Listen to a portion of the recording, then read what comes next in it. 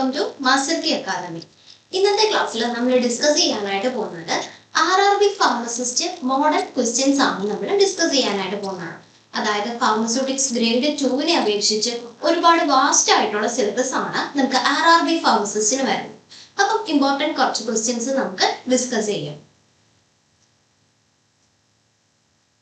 First question, what is the term used to describe the occurrence of a disease in a community or region in excess of normal expectancy?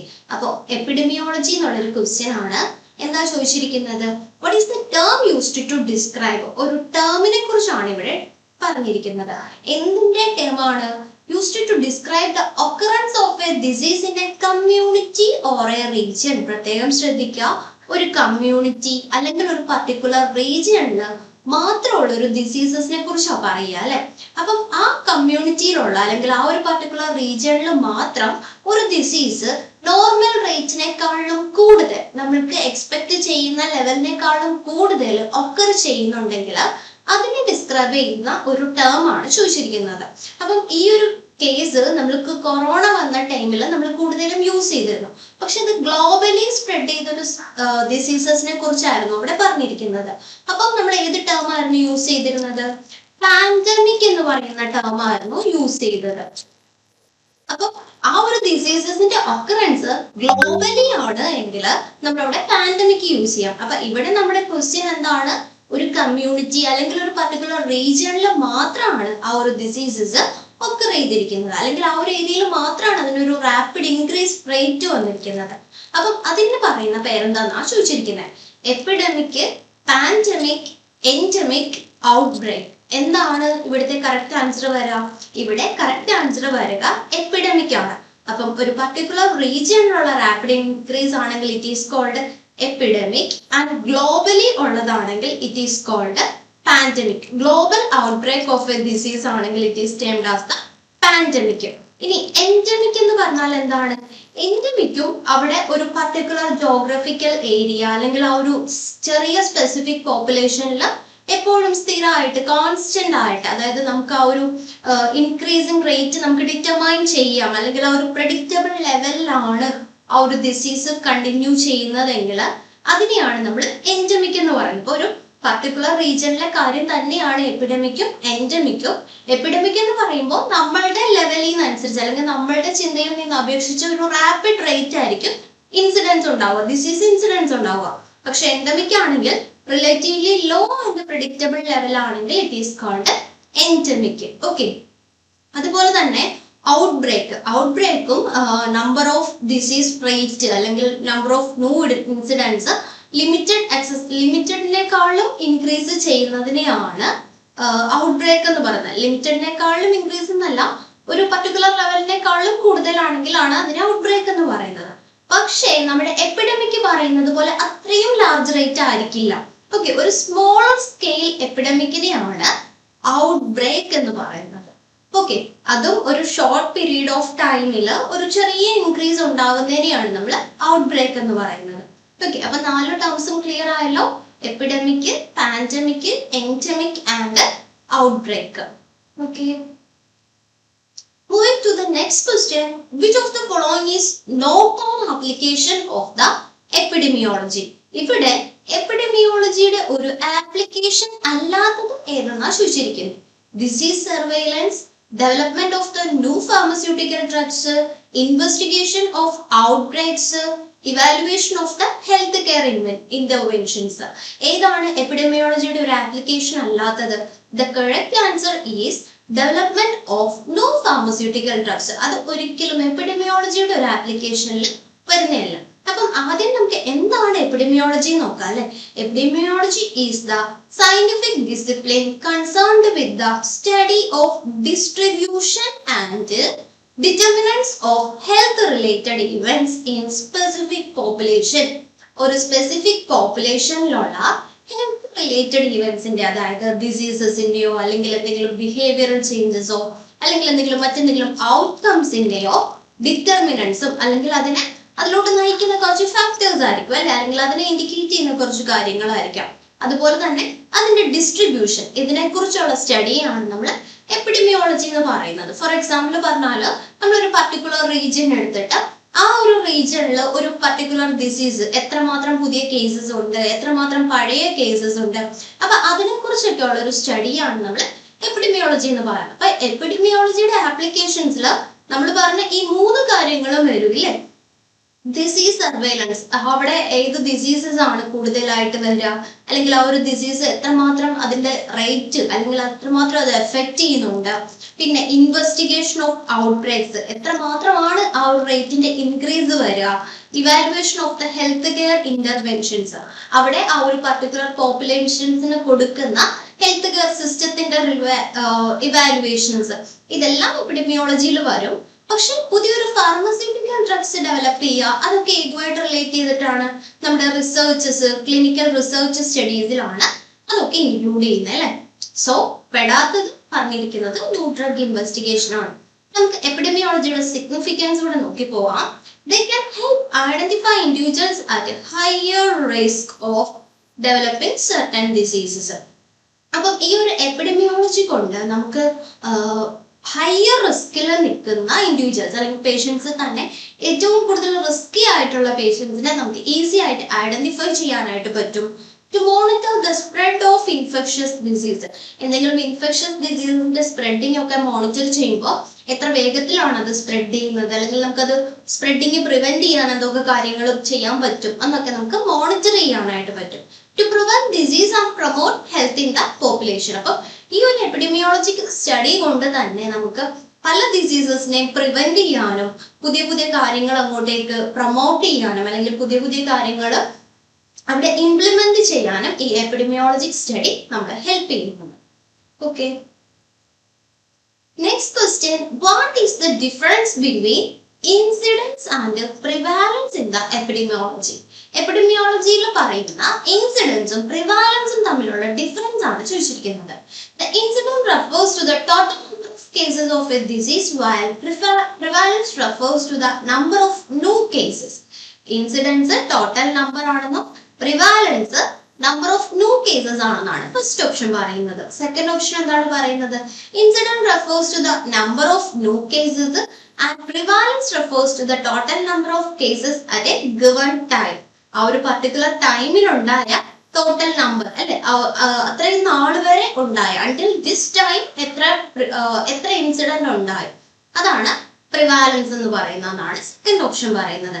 Incidents and prevalence are synonymous terms അല്ലെ, രണ്ടും same ആണോ? അല്ല, ആ option എന്തായാലും തെറ്റാണ്. Incident refers to the chronic disease while prevalence refers to the acute disease. Incidence എന്ന് പറയുന്നത് chronic ഡിസീസും prevalence എന്ന് പറയുന്നത് അക്യൂട്ട് ഡിസീസ് എന്നുമാണ് ഓപ്ഷൻ 4 പറയുന്നത്. അപ്പം ഏതാണ് കറക്റ്റ് ആൻസർ വരിക? കറക്റ്റ് ആൻസർ ഓപ്ഷൻ ബി ആണ്. അതായത് നമുക്ക് ഒരു പർട്ടിക്കുലർ ഡിസീസസിന്റെ കാര്യം എടുത്താൽ ആ ഒരു പർട്ടിക്കുലർ റീജിയനിൽ ആ ഒരു പർട്ടിക്കുലർ ടൈമിലേക്ക് എടുത്താൽ പുതിയ കേസസ് എത്ര എണ്ണം ഉണ്ടോ, ഓക്കെ, പുതിയതായിട്ട് വന്ന നമ്മൾ എടുത്ത ടൈമിൽ എത്ര പുതിയ കേസസ് ഉണ്ടോ, അതിനെയാണ് ഇൻസിഡൻസ് എന്ന് പറയുന്നത്. A measurement of the probability of occurrence of A given medical condition in A population within A specified period of time. പുതിയതായിട്ട് ഏതൊക്കെയാണോ വന്നത്, it only take the new cases of the disease അല്ലെ, പുതിയ cases ഏതൊക്കെയാണോ അത് മാത്രമാണ് ഇൻസിഡൻസിൽ പെടാം. പ്രിവാലൻസിലാണെങ്കിലോ the portion of a particular population found to be affected by a medical condition over a period of time. നമ്മൾ ആ എടുത്തൊരു കാലഘട്ടത്തിൽ എത്ര പോപ്പുലേഷൻസ് അതിനെ ഫേസ് ചെയ്തിട്ടുണ്ട് അല്ലെങ്കിൽ എത്ര പേർക്ക് ആ ഒരു ഡിസീസ് വന്നിട്ടുണ്ട്, അതിനെയാണ് നമ്മൾ പ്രിവാലൻസ് എന്ന് പറയുന്നത് അല്ലെ. അപ്പം ഇതാണ് ഇൻസിഡൻസും പ്രിവാലൻസും തമ്മിലുള്ള ഡിഫറൻസ് വരുന്നത്. Next quarantine. നമ്മൾ എപ്പോഴും കേൾക്കുന്ന വേർഡാണ് ക്വാറന്റൈൻ. അപ്പൊ ക്വാറന്റൈൻ്റെ ഒരു കറക്റ്റ് ഡെഫിനേഷൻ ആണ് നെക്സ്റ്റ് ക്വസ്റ്റ്യൻ വരുന്നത്. The isolation of the individuals who are known to be infected with a contagious diseases. ഒരു കണ്ടേജിയസ് ഡിസീസ് വെച്ചിട്ട് ഇൻഫെക്ഷൻ ആയിട്ടുള്ള ഒരു പീപ്പിളിനെ, ഒരു ഇൻഡിവിജ്വലിനെ ഐസൊലേറ്റ് ചെയ്യുന്നതിനെയാണ് ക്വാറന്റൈൻ എന്ന് പറയുന്നതെന്നാണ് ഫസ്റ്റ് ഓപ്ഷൻ പറയുന്നത്. സെക്കൻഡ് ഓപ്ഷൻ നോക്കി, the isolation of individuals who have been exposed to a contagious disease. ഒരു contagious ഡിസീസസിനോട് expose ആയിട്ടുള്ള ഒരു ഇൻഡിവിജ്വലിനെ ഐസൊലേറ്റ് ചെയ്യുന്നതിനെയാണ് ക്വാറന്റൈൻ എന്ന് പറയുന്നത്. The restriction of movement within a community to control the spread of disease. ഒരു കമ്മ്യൂണിറ്റിയിലേക്കുള്ള movement അല്ലെ, ഒരു കമ്മ്യൂണിറ്റിയുടെ ഉള്ളിലുള്ള മൂവ്മെന്റ് റെസ്ട്രിക്ട് ചെയ്യാണ്. എന്തിനു വേണ്ടിയിട്ട്? Spread of a disease prevent ചെയ്യാൻ അല്ലെങ്കിൽ കൺട്രോൾ ചെയ്യാൻ വേണ്ടിയിട്ട് മൂവ്മെന്റിനെ റെസ്ട്രിക്ട് ചെയ്യുന്നതാണ് quarantine. The disinfection of public space to prevent disease transmission. Disease transmission prevent ചെയ്യാൻ വേണ്ടിയിട്ട് പബ്ലിക് സ്പേസസിനെ ഡിസിൻഫെക്ട് ചെയ്യുന്നതാണോ ക്വാറന്റൈൻ? ഏതാണ് കറക്റ്റ് ആൻസർ വരിക? നമുക്കറിയാം ക്വാറന്റൈൻ എന്ന് പറഞ്ഞാല് ഐസൊലേഷൻ ഓഫ് ദ ഇൻഡിവിജ്വൽസ് തന്നെയാണ്. പക്ഷേ കണ്ടീജിയസ് ഡിസീസസിനോട് എക്സ്പോസ് ആയിട്ടുള്ള പേഴ്സണെ നമ്മൾ ഐസൊലേറ്റ് ചെയ്യുന്നതിനെയാണ് ക്വാറന്റൈൻ എന്ന് പറയുന്നത്. അപ്പൊ ഓപ്ഷൻ ബി വരും കറക്റ്റ് ആൻസർ. ജസ്റ്റ് അദ്ദേഹം സിംറ്റംസ് ഒന്നും കാണിച്ചിട്ടുണ്ടാവില്ല, ജസ്റ്റ് എക്സ്പോസ് ആയി അല്ലെങ്കിൽ ജസ്റ്റ് ഒരു കോണ്ടാക്ട് വന്നു, ഇൻഫെക്റ്റഡ് പേഴ്സണുമായിട്ട് ഒരു കോണ്ടാക്ട് വന്നു, അങ്ങനെ വരുന്ന സമയത്ത് സിംറ്റംസ് കാണിക്കുന്നതിന് മുമ്പേ തന്നെ ആ ഒരു ഇൻക്യുബേഷൻ പീരീഡിലാണ് അല്ലെ അവർ ക്വാറന്റൈൻ ചെയ്യുന്ന. എന്താണ് ഇൻക്യുബേഷൻ പീരീഡ് എന്ന് പറഞ്ഞാൽ? നമുക്ക് ഇപ്പൊ ഒരു ഇൻഫെക്ഷസ് ഡിസീസസ് ആണെങ്കിൽ, സ്പ്രെഡിങ് ഡിസീസസ് ആണെങ്കിൽ നമ്മുടെ ആ ഒരു കോസേറ്റീവ് ഏജന്റ് നമ്മുടെ ബോഡിയിലേക്ക് എൻ്റർ ചെയ്തത് മുതൽ നമ്മൾ എപ്പോഴാണോ ഫസ്റ്റ് സിംറ്റം കാണിക്കുന്നത് അതിനെയാണ് ഇൻക്യുബേഷൻ പീരീഡ് എന്ന് പറയുന്നത്. അപ്പൊ ഓരോന്നിന്റെ കേസിലും ഓരോന്നായിരിക്കും ഇൻക്യുബേഷൻ പീരീഡ് ഡിഫറെന്റ് ആയിരിക്കും വരും. ഫോർ എക്സാമ്പിൾ ഇൻഫ്ലുവൻസ എടുത്താൽ എത്രയാ വരാ? ഒരു 1 to 4 days ഒക്കെ ആയിരിക്കും അതിന്റെ ഇൻക്യുബേഷൻ പീരീഡ് വരാം. അപ്പം നമ്മൾ കോണ്ടാക്റ്റിൽ വന്നത് മുതൽ ആ ഒരു ഇൻക്യുബേഷൻ പീരീഡ് എപ്പോഴാണോ കംപ്ലീറ്റ് ആവുന്നത് അത്രയും നാള് ആ ഒരു എക്സ്പോസ് ചെയ്ത പേഷ്യന്റിനെ അല്ലെങ്കിൽ ആ ഒരു പേഷ്യന്റ് അല്ല എക്സ്പോസ് ചെയ്ത ഇൻഡിവിജ്വലിനെ ഐസൊലേറ്റ് ചെയ്യുന്നതിനെയാണ് നമ്മൾ ക്വാറന്റൈൻ എന്ന് പറയുന്നത് അല്ലെ. So it's called quarantine. Next, the liposomes were discovered by. നമുക്കറിയാം മോഡേൺ ഡ്രഗ് ടെക്നോളജീസിൽ വരുന്നതാണ് ലിപ്പോസോംസ്, നിയോസോംസ് പോലുള്ള ഡ്രഗ്സുകൾ അല്ലെ. അപ്പം ഈ ലിപ്പോസോംസ് ഡിസ്കവർ ചെയ്തിരിക്കുന്നത് ആരെന്നാ ചോദിച്ചിരിക്കുന്നത്? അലക് ഡി ബംഗം, ഹാംജാനി വില, George Palade, none of the above. ഏതായിരിക്കും കറക്റ്റ് ആൻസർ വരാ? കറക്റ്റ് ആൻസർ ഓപ്ഷൻ എ ആണ്, അലക് ഡി ബംഗമാണ് വരുന്നത്. ലിപ്പോസോംസ് എന്ന് പറയുമ്പോഴത്തേക്ക് spherical vesicles that composed of a one or more lipid bilayers. ഇതിന്റെ മെയിൻ ആയിട്ടുള്ള ഒരു അഡ്വാൻറ്റേജസ് എന്താണ്? It can carry both hydrophilic and lipophilic molecules അല്ലെ. കാരണം ഈ ലിപ്പോസോംസ് നമ്മൾ പറഞ്ഞു ലിപ്പിഡ് ബൈലേയേഴ്സ് കൊണ്ട് ആണ് ബിൽഡപ്പ് ചെയ്തിരിക്കുന്നതെന്ന് പറഞ്ഞു. അപ്പം ഇവയില് ഹൈഡ്രോഫിലിക് സബ്സ്റ്റൻസിനെയും ഹൈഡ്രോഫോബിക് സബ്സ്റ്റൻസിനെയും ഇൻകോർപ്പറേറ്റ് ചെയ്യാനായിട്ട് രണ്ട് ഡിഫറെന്റ് ഏരിയ ഉണ്ടായിരിക്കും. ഒരു അക്വസ് പോർഷൻ വരുന്നത് ഏറ്റവും ഉള്ളിലായിട്ടായിരിക്കും, ഒരു കോർ പോർഷൻ ആയിരിക്കും അക്വസ് പോർഷൻ വരുന്നത്. അവിടേക്ക് നമുക്ക് ഹൈഡ്രോഫിലിക് ആയിട്ടുള്ള സബ്സ്റ്റൻസുകളെ പ്ലേസ് ചെയ്യാം. ഇനി അതിന് ചുറ്റിനുമാണെങ്കിലോ ഹൈഡ്രോഫോബിക് ആയിട്ടുള്ള സബ്സ്റ്റൻസുകളെ അല്ലെങ്കിൽ ഡ്രഗ്സിനെ ക്യാരി ചെയ്യാനായിട്ട് പറ്റും. That's called liposomes. ലിപ്പോസോംസിന്റെ സ്ട്രക്ചർ നോക്കിയാൽ ഫോസ്ഫോലിപ്പിഡ് ബൈലെയർ ഉണ്ടായിരിക്കും, ദെൻ അതിനുള്ളിലായിട്ട് ഒരു അക്വസ് കോർ ഉണ്ടായിരിക്കും, കോമ്പോസിഷണൽ വേരിയേഷൻസ് അതായത് കൊളസ്ട്രോൾ പോലുള്ള സബ്സ്റ്റൻസുകൾ അതിലേക്ക് ഇൻകോർപ്പറേറ്റ് ചെയ്തിട്ടുണ്ടായിരിക്കും. കൊളസ്ട്രോൾ എന്തിനാണ് നമ്മൾ ലിപ്പോസോംസിൽ ഇൻകോർപ്പറേറ്റ് ചെയ്യുന്നത്? മെംബ്രെയിൻ പെർമിയബിലിറ്റി മോഡുലേറ്റ് ചെയ്യാനും ഫ്ലൂയിഡിറ്റി മോഡുലേറ്റ് ചെയ്യാനും ഒക്കെയാണ് നമ്മൾ കൊളസ്ട്രോൾ ഇൻകോർപ്പറേറ്റ് ചെയ്യുന്നത്. അതുപോലെ പോളി എഥിലീൻ ഗ്ലൈക്കോൾ അല്ലെങ്കിൽ PEG ഇൻകോർപ്പറേറ്റ് ചെയ്യാറുണ്ട് അല്ലെ. ഇങ്ങനെ PEG ഇൻകോർപ്പറേറ്റ് ചെയ്ത ലിപ്പോസോംസിനെയാണ് നമ്മൾ സ്റ്റെൽത്ത് ലിപ്പോസോംസ് എന്ന് പറയുന്നത്. അപ്പം സ്റ്റെൽത്ത് ലിപ്പോസോംസ് ഹെൽപ്പ് ചെയ്യുന്നത് കൂടുതൽ ടൈം നമ്മുടെ ബ്ലഡ് സർക്കുലേഷനിൽ ഈ ലിപ്പോസോംസ് സർക്കുലേറ്റ് ചെയ്യാൻ ഹെൽപ്പ് ചെയ്യുന്ന ഒരു ഏജന്റ് ആണ് PEG അല്ലെങ്കിൽ പോളിഎഥിലീൻ ഗ്ലൈക്കോൾ. അപ്പൊ സ്റ്റെൽത്ത് ലിപ്പോസോംസിന്റെ പ്രത്യേകത എന്താണ്? ഇവ നമ്മുടെ ബോഡിയിൽ കൂടുതൽ ടൈം ഒരു ലോങ് ടൈമിലേക്ക് സർക്കുലേറ്റ് ചെയ്യുന്ന ഏജന്റ് ആണ് സ്റ്റെൽത്ത് ലിപ്പോസോംസ് എന്ന് പറയുന്നത്. ഇതുപോലെ തന്നെയാണ് നിയോസോംസ് അല്ലെ. നിയോസോംസിന്റെ പ്രത്യേകത എന്താണ്? ഇതിന്റെ അകത്ത് വരുന്ന സർഫാക്റ്റന്റ് എന്ന് പറയുമ്പോൾ നോൺ അയണിക് സർഫാക്റ്റന്റ് ആയിരിക്കും. So it is called niosomes. Okay. Next question, following is the physical method of micro encapsulation technique. Micro encapsulation ടെക്നിക്കിന്റെ ഫിസിക്കൽ മെത്തേഡ് ഏതെന്നാണ് ചോദിച്ചിരിക്കുന്നത്. Polymerisation, solvent evaporation, air suspension, interfacial, polymerisation. Micro encapsulation എടുത്താൽ micro എൻകാപ്സുലേഷനിൽ physical മെത്തേഡും ഉണ്ട് chemical മെത്തേഡും ഉണ്ട്. ക്വസ്റ്റ്യനിൽ ഒരു മിസ്റ്റേക്ക് ഉണ്ട്, അതായത് following is the physical method of micro encapsulation technique except. Okay, ഇതില് ഫിസിക്കൽ മെത്തേഡ് അല്ലാത്തത് ഏതെന്നാണ് ചോദിച്ചിരിക്കുന്നത്. Polymerisation, solvent evaporation, air suspension, interfacial, polymerization. അപ്പൊ മൈക്രോ എൻകാപ്സുലേഷൻ നോക്കിയാൽ ഫിസിക്കൽ മെത്തേഡിൽ വരുന്നതാണ് എയർ സസ്പെൻഷൻ ടെക്നിക് അല്ലെങ്കിൽ Wurster process, spray drying and congealing, pan coating, solvent evaporation and polymerization. അപ്പൊ ഇതിൽ പെടാത്തത് ഏതായിരുന്നു? ഇന്റർഫേഷ്യൽ പോളിമറൈസേഷൻ ആണ് ഫിസിക്കൽ മെത്തേഡിൽ പെടാത്തത്. And the interfacial polymerization, in situ polymerization, matrix polymerization, ഇതെല്ലാം chemical methods ൽ വരുന്നതാണ്. Okay, chemical methods. Next question, the process in which comparison are made against a reference standard. നമ്മൾ ഒരു എക്യുപ്മെന്റ് ആയിക്കോട്ടെ അല്ലെങ്കിൽ ഒരു പ്രോസസ് ആയിക്കോട്ടെ അതിനെ നമ്മൾ ഒരു റെഫറൻസ് സ്റ്റാൻഡേർഡുമായിട്ട് കമ്പയർ ചെയ്യുകയാണ് അല്ലെ. നമ്മുടെ ഒരു പ്രോസസ്സിനെയോ അല്ലെങ്കിൽ ഒരു എക്യുപ്മെന്റിനെയോ ഒക്കെ റെഫറൻസ് സ്റ്റാൻഡേർഡുമായിട്ട് കമ്പയർ ചെയ്യുന്ന പ്രോസസ്സിന് എന്താണ് പറയുന്നത്? Calibration, validation, production, inspection. എന്തായിരിക്കും കറക്റ്റ് ആൻസർ വരിക? കറക്റ്റ് ആൻസർ എന്ന് പറയുന്നത് കാലിബ്രേഷൻ ആണ് അല്ലെ. നമ്മൾ ആ ഒരു റെഫറൻസ് സ്റ്റാൻഡേർഡുമായിട്ട് അതിനെ ഒന്ന് കമ്പയർ ചെയ്തിട്ട് നമ്മൾ ചെയ്യുന്നതിനാണ് കാലിബ്രേഷൻ എന്ന് പറയുന്നത് അല്ലെ. The calibration involves the checking the accuracy of a measuring device. നമ്മൾ ഒരു എക്യുപ്മെന്റ് ആണ് യൂസ് ചെയ്യുന്നതെങ്കിൽ അതിന്റെ ആക്യുറസി മെഷർ ചെയ്യാൻ വേണ്ടിയിട്ട് നമുക്ക് എന്ത് ചെയ്യാം?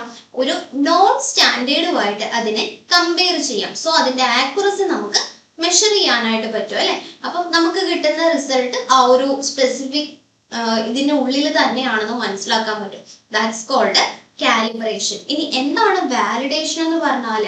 ഇത് involve the verifying that a system or process performs as intend under specific condition.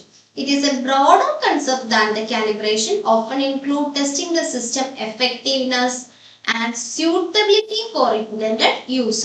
അപ്പോൾ കാലിബ്രേഷൻ എന്ന് പറഞ്ഞാൽ നമുക്ക് അതിന്റെ ആക്യുറസി ചെക്ക് ചെയ്യുന്നതാണെങ്കിൽ, വാലിഡേഷൻ എന്ന് പറഞ്ഞാൽ സിസ്റ്റത്തിന്റെ എഫക്റ്റീവ്നെസ്സും അതുപോലെ തന്നെ അതിന്റെ സ്യൂട്ടബിലിറ്റിയും ഒക്കെ ചെക്ക് ചെയ്യുന്ന ഒരു ബ്രോഡർ കൺസെപ്റ്റ് ആണ് വാലിഡേഷൻ എന്ന് പറയുന്നത്.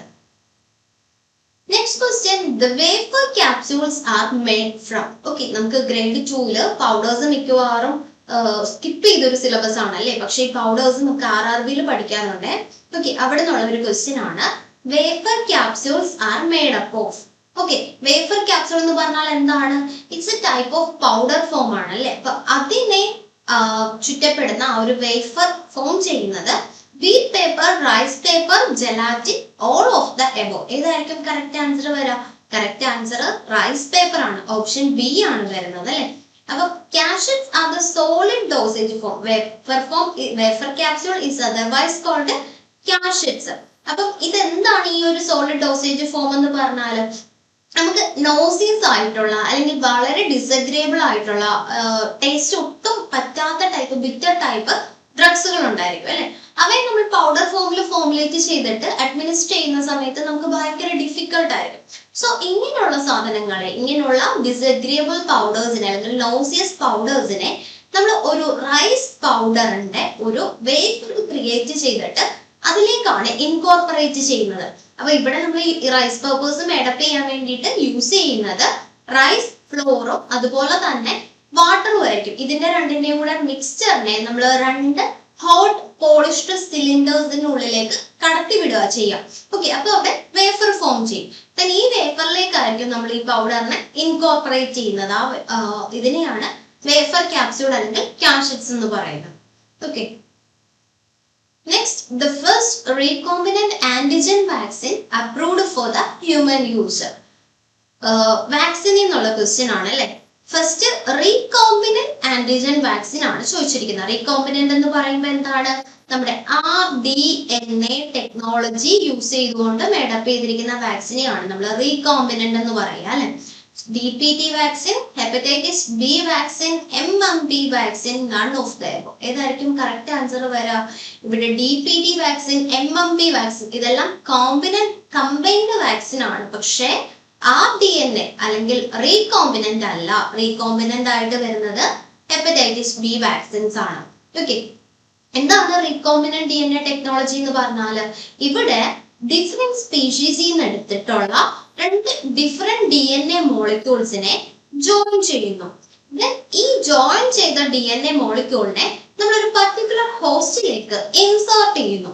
അങ്ങനെ ഇൻസേർട്ട് ചെയ്ത് കഴിയുമ്പോൾ നമ്മുടെ ഓർഗാനിസം പുതിയൊരു ജനറ്റിക് കോമ്പിനേഷൻ ആയിരിക്കും അവിടെ പ്രൊഡ്യൂസ് ചെയ്യുന്നത്. അപ്പൊ ആ നമുക്ക് കിട്ടുന്ന പുതിയ ജനറ്റിക് കോമ്പിനേഷൻ ഉണ്ടല്ലോ, അത് നമുക്ക് സയന്റിഫിക് ആയിട്ട് വളരെ യൂസ്ഫുൾ ആയിട്ടുള്ള സബ്സ്റ്റൻസ് ആയിരിക്കും. അതിനെയാണ് നമ്മൾ റീകോംബിനന്റ് DNA ടെക്നോളജി എന്ന് പറയുന്നത്. ഓക്കെ, അപ്പൊ hepatitis B vaccine is a RDNA അല്ലെങ്കിൽ റീകോംബിനന്റ് വാക്സിൻസ്. DPT വാക്സിൻസ് നമ്മൾ പറഞ്ഞു കോമ്പിനേഷൻ വാക്സിൻസ് ആണ് അല്ലെ. എന്തിന്റെയൊക്കെയാണ്? ഡിഫ്തീരിയ, പെർട്ടൂസിസ്, ടെറ്റനസ്, ഇതിന്റെയൊക്കെ കോമ്പിനേഷൻ ആണ് DPT. അതുപോലെ MMR എന്ന് പറയുമ്പോഴത്തേക്കിന് മീസലസ്, മംസ് ആൻഡ് റുബെല്ല വാക്സിൻസിന്റെ ഒരു കോമ്പിനേഷൻ ആണ് വരുന്നത്. Next, the vaccination was invented by. Vaccination first invent ചെയ്തത് ആരെന്നാണ് ചോദിച്ചിരിക്കുന്നത്? Jenner, Pasteur, Watson, Crick. ആരാണ് ഇവിടെ? കറക്റ്റ് ആൻസർ വരുന്നത് ജെന്നർ, അതായത് എഡ്വേർഡ് ജെന്നർ ആണ് ഫസ്റ്റ് വാക്സിൻ ഇൻട്രൊഡ്യൂസ് ചെയ്യുന്നത്. അപ്പം ഇദ്ദേഹം ഫസ്റ്റ് വാക്സിൻ ഇൻട്രൊഡ്യൂസ് ചെയ്ത് എങ്ങനെയാണെന്ന് പറഞ്ഞാൽ, ഈ ചില ഏരിയാസിൽ ഈ കാറ്റിൽസിനെ നോക്കുന്ന ആൾക്കാരുണ്ട്, അതായത് ഈ കൗ ഒക്കെ പോലുള്ള കാറ്റിൽസിനെ നോക്കുന്ന ആൾക്കാരുണ്ടായിരുന്നു അല്ലെ. അപ്പൊ അവർക്ക് മാത്രം സ്മോൾ പോക്സ് എന്ന് പറയുന്ന ഡിസീസസിന് എതിരെ അവർ റെസിസ്റ്റ് ചെയ്തുകൊണ്ടിരിക്കുന്നതായിട്ട് കാണപ്പെട്ടു. അപ്പം ഇതിന് കാരണം എന്താന്ന് പറഞ്ഞാല് കാറ്റിൽസിന് വരുന്ന ഒരു രോഗമാണ് കൗ പോക്സ്. ഓക്കെ, നമ്മുടെ സ്മോൾ പോക്സ് പോലെ തന്നെ കാറ്റിൽസിന് വരുന്ന ഒരു രോഗമാണ് കൗ പോക്സ്. അപ്പൊ ഈ കൗ പോക്സ് കാറ്റിലിൽ നിന്ന് നമ്മുടെ ഉള്ളിലേക്ക് വന്നു കഴിഞ്ഞാല് ആ ഒരു കൗ പോക്സ് വൈറസ് നമുക്ക് സ്മോൾ പോക്സിനെ റെസിസ്റ്റ് ചെയ്യാനുള്ള ഒരു കഴിവുണ്ടെന്ന് മനസ്സിലാക്കി. അപ്പൊ അങ്ങനെ മനസ്സിലാക്കിയപ്പോ കാറ്റിൽ ഫീഡ് ചെയ്യുന്ന അല്ലെങ്കിൽ കാറ്റിൽസിനെ നോക്കുന്നവർക്ക് മാത്രം സ്മോൾ പോക്സിനോട് റെസിസ്റ്റൻസ് കിട്ടിയത് എന്താണെന്ന് അദ്ദേഹം മനസ്സിലാക്കി. ഈ പറയുന്ന കൗപോക്സ് വൈറസ് കൊണ്ടാണെന്ന് മനസ്സിലാക്കി. സോ അദ്ദേഹം കൗപോക്സ് വൈറസിൽ നിന്ന് ഫസ്റ്റ് വാക്സിൻ ഡെവലപ്പ് ചെയ്തെടുക്കുകയാണ് ചെയ്തത്. 18th സെഞ്ചുറിയിലാണ് ഇത് നടന്നത്. ഓക്കെ, അതുപോലെ തന്നെ വാക്സിൻസിന്റെ ആ ഒരു ടേം കിട്ടിയതും അവിടുന്ന് തന്നെ. അതായത് കൗ, ലാറ്റിൻ വേർഡിൽ കൗവിന്റെ മറ്റൊരു ലാറ്റിൻ വേർഡ് ആണ് വാക്ക. ഓക്കെ, ലാറ്റിനില് കൗവിന് പറയുന്ന പേരാണ് വാക്ക. അപ്പൊ ഇതിൽ നിന്നാണ് വാക്സിൻ എന്ന ടേം തന്നെ ഡിറൈവ് ചെയ്ത് വന്നത്. പിന്നെ ലൂയിസ് പാസ്റ്റർ ആണ് പിന്നെ നമ്മുടെ മൈക്രോബയോളജിയിൽ കൂടുതൽ ഇൻവെൻഷൻസ് കൊണ്ടുവന്നത്. അദ്ദേഹമാണ് കോളറ, റാബീസ് ഒക്കെ വാക്സിൻസിന്റെ എന്താണ് രൂപങ്ങൾ കൊണ്ടുവന്നതും ഫസ്റ്റ് ഇൻവെന്റ് ചെയ്തത് എഡ്വേർഡ് ജെന്നർ ആയിരുന്നു. Next question, for parenteral preparation, isopropyl myristate is an example of. അപ്പോൾ parenteral preparations നമ്മൾ സോൾവെന്റ് യൂസ് ചെയ്യുന്നതിൽ isopropyl myristate എന്തിന് എക്സാമ്പിൾ ആണ്? Aqueous, non aqueous, water miscible, all of the above. ഏതാണ് correct answer വരിക? Correct answer പറഞ്ഞാൽ non aqueous vehicle example ആണ് അല്ലെ. അക്യൂസ് വെഹിക്കിളിന് എക്സാമ്പിൾസ് ആണ് sodium chloride injection, Ringer solution, dextrose solution, lactated Ringer solutions. Okay, sodium chloride injection, Ringer solution, dextrose solution and lactated Ringer solutions. Then non-aqueous അല്ലെങ്കിൽ അതിന് examples ആണ് fixed oils ആയിട്ടുള്ള ethyl oleate, isopropyl myristate, peanut oil, sesame oil, corn oil, cottonseed oil and soybean oils. Okay. Next question, mainly eye ointment can be used to the treatment of. അപ്പോൾ നമ്മൾ eye ഓയിൻമെന്റ്സ് അല്ലെ, ഐക്ക് different preparations ഉണ്ട്. Eye drops ഉണ്ട്, I ജെൽസുകൾ ഉണ്ട്, അതുപോലുള്ള ഒരുപാട് preparations. Main ആയിട്ട് നമ്മൾ ഐ ഓയിൻമെന്റ്സ് എന്തിനാണ് യൂസ് ചെയ്യുന്നത്? Cataract, strabismus, conjunctivitis, none of the above. ഏതിനാണ് പ്രധാനമായിട്ട് ഐ ഓയിൻമെന്റ് യൂസ് ചെയ്യുന്നതെന്ന് പറഞ്ഞാൽ കൺജങ്ക്റ്റിവൈറ്റിസ് അതുപോലുള്ള ഇൻഫെക്ഷൻസിനാണ് നമ്മൾ ഐ ഓയിൻമെന്റ്സ് യൂസ് ചെയ്യുന്നത്. ഓക്കെ, ഐ ഓയിൻമെന്റ്സ് യൂസ് ചെയ്യുന്ന മെത്തേഡ്സ് എന്തിനൊക്കെയാണെന്ന് നോക്കിയാൽ കൺജങ്ക്റ്റിവൈറ്റിസ് അല്ലെങ്കിൽ pink eyes, eye infections, dry eye syndrome. അതായത് ഡ്രൈ ഐ സിൻഡ്രോമത്തിൽ ലൂബ്രിക്കേഷന് വേണ്ടിയിട്ടൊക്കെ നമ്മൾ ഓയിൻമെന്റ്സ് ആണ് യൂസ് ചെയ്യുന്നത്. പിന്നെ സ്റ്റൈസ് എന്ന് പറഞ്ഞാൽ എന്താണ്? ചെറിയ രീതിയിലുള്ള ഇൻഫെക്ഷൻ അല്ലെങ്കിൽ നമ്മുടെ ഐലിഡിനുണ്ടാവുന്ന ഇൻഫ്ലമേഷനെയാണ് നമ്മൾ സ്റ്റൈസ് എന്ന് പറയുന്നത്. അപ്പൊ ഇതിനൊക്കെ നമ്മൾ ഐ ഓയിൻമെന്റ്സ് ആണ് യൂസ് ചെയ്യുന്നത്. പിന്നെ ആഫ്റ്റർ ഐ സർജറിക്ക് ശേഷം ആ ഒരു ഐനെ ലൂബ്രിക്കേറ്റ് ചെയ്യാൻ വേണ്ടിയിട്ട് നമ്മൾ ഓയിൻമെന്റ്സ് യൂസ് ചെയ്യും. പിന്നെ നമ്മുടെ അതർ ഓപ്ഷനിൽ എന്തായിരുന്നു? കാറ്ററാക്ട് ഉണ്ടായിരുന്നു അല്ലെ. കാറ്ററാക്ടിന് നമ്മൾ ഐ ഓയിൻമെന്റ്സ് അല്ല യൂസ് ചെയ്യുക, ഒന്നില്ലെങ്കിൽ ലെൻസസ് യൂസ് ചെയ്യും, അല്ലെങ്കിൽ സർജിക്കൽ ട്രീറ്റ്മെന്റ്സ് ഒക്കെ ആയിരിക്കും കാറ്ററാക്ടിന് വേണ്ടത്. ദെൻ സ്ട്രബിസ്മസ് ആണെങ്കിൽ സ്ട്രബിസ്മസിനെയാണ് നമ്മൾ ക്രോസ്ഡ് ഐസ് എന്ന് പറയാം കേട്ടോ. അതായത് നമ്മുടെ കണ്ണിന് മിസ്അലൈൻമെന്റ് വരിക. Okay, the condition of misalignment in the eyes called strabismus. അപ്പം ഇതെന്തെങ്കിലും തെറാപ്പിയോ അല്ലെങ്കിൽ സർജറിയോ ഒക്കെ വെച്ചിട്ടായിരിക്കും സ്ട്രബിസ്മസ് നമ്മൾ ട്രീറ്റ് ചെയ്യുക. Next question, the freeze drying work on the principle of. അപ്പൊ ഡ്രൈയിങ്ങിന്റെ ഒരു പ്രധാന മെത്തേഡാണ് ഫ്രീസ് ഡ്രൈയിങ്.